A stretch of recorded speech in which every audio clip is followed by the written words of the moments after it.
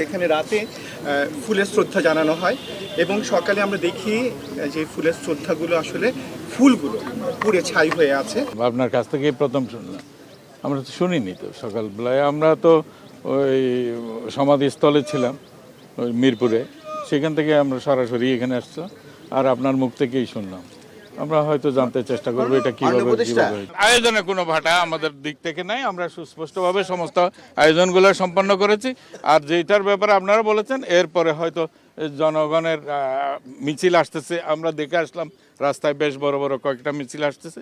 তারপরে হয়তো জনগণ এখানে উচ্ছ্বাস আবেগ তাদের প্রকাশ করবে। সংস্কারের উদ্যোগ নিয়েছি এবং অনেক জায়গায় সংস্কার হয়ে গেছে।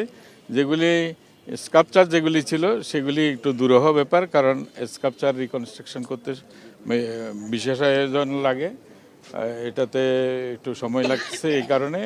এবং গণপূর্তের সহায়তায় অন্য অন্য জায়গায় যে সমস্ত স্থাপনাগুলা মুক্তিযুদ্ধের স্মৃতি বিজড়িত ক্ষতিগ্রস্ত হয়েছে সেগুলি সব সংস্কার করা হচ্ছে। এটা এক সময়ে জন উচ্ছ্বাস গণ অভ্যুত্থানের কারণে হয়েছে, এটাকে চিহ্নিত করে আইনের আওতায় নিয়ে আসা এটা একটা দুরূহ ব্যাপার আছে। ইতিহাস অতীতে ঘটে যাওয়া ঘটনা, সেটাকে না পিছনে গিয়ে কেউ নষ্ট করতে পারে, না আগামীতে কেউ সেটার অপব্যাখ্যা দিয়ে নষ্ট করতে পারে। এটা কখনো সম্ভব হয় না।